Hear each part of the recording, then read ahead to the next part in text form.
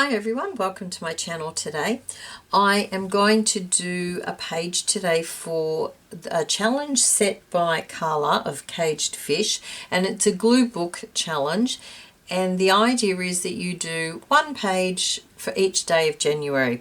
Now I'm not sure how I'll go with that. I'm just going to do some of the pages whenever I feel like it.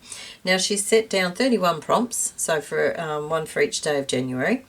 And they're just random things really, which is what appealed to me. There's no theme or anything like that. They're just random things. And she was very specific in that you basically can, if you want, you can just glue them down. They don't have to make a polished collage at the end or anything like that. You can just collect the items, glue them down. So I have done one page. Well, actually I've done two. I did the first one, which was this one here. And the prompts were stamped image, which is the bird here. Washi tape, which is the red with the white. A bird, this one here. Number one, which there's a couple of them. Newspaper was this back in the background. Well, I've got two, and something red. Okay, so that was my first one. I guess me being me, I just can't randomly stick them down. There had to be some order to it. So that was my first page. The second one I couldn't do because one of the prompts is a gum wrapper. I don't really eat gum or have gum. So I sort of stopped doing that. I didn't do it. I left it. And then I went on to day 3, which was this one here.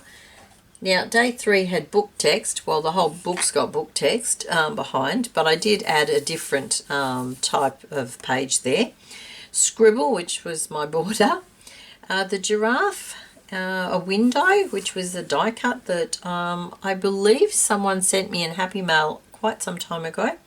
And a famous landmark, which was on this postcard, of course, being the Eiffel Tower, and I've added a couple of little stamps there. Now, I did see another video, recent video from Carla, that if you can't find a particular item, then you can substitute it for one off the wildcard list.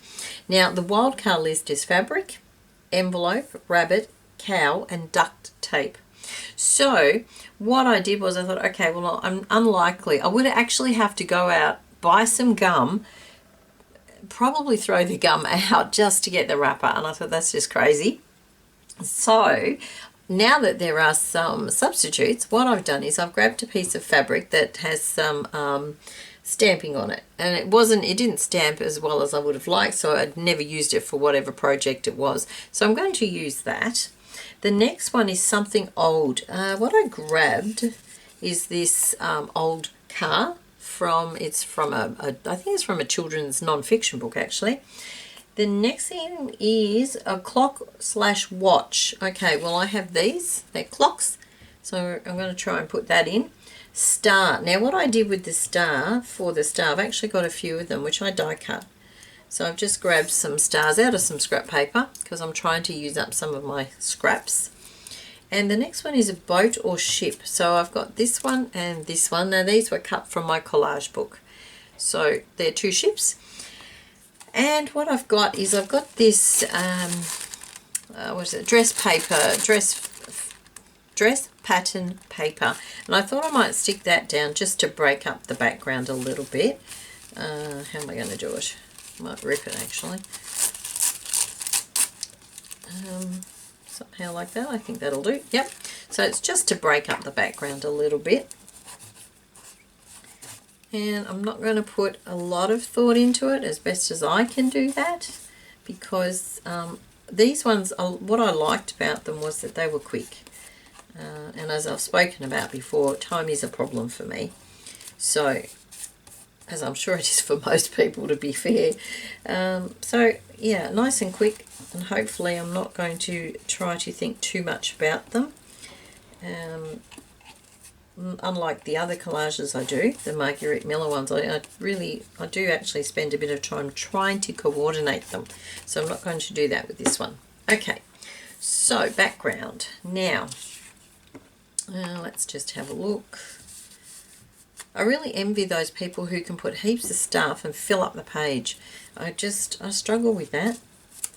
These will probably end up very similar to my other ones, but I'm not going to think as much about them. I'm just going to do them. Okay, now let's put some stars because we can.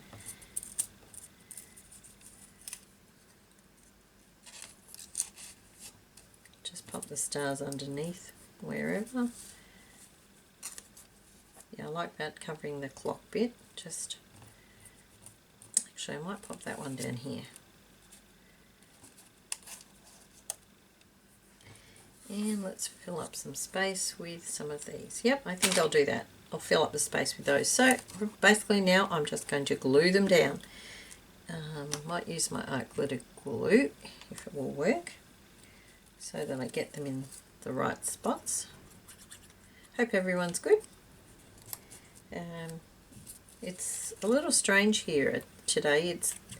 It's quite warm, but not as warm as it's been, but it's very windy.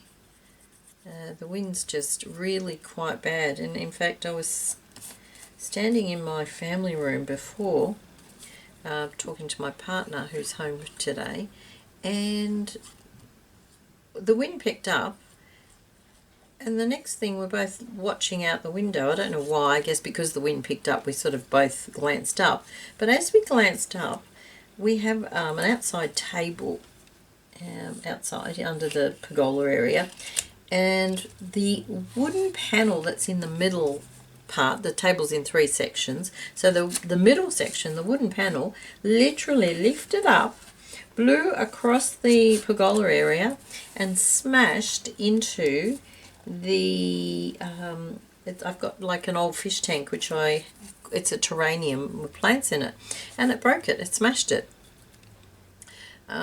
which we just sort of sat there and went, what? It was amazing. The good thing is that it narrowly missed the sliding door because that would have been even worse.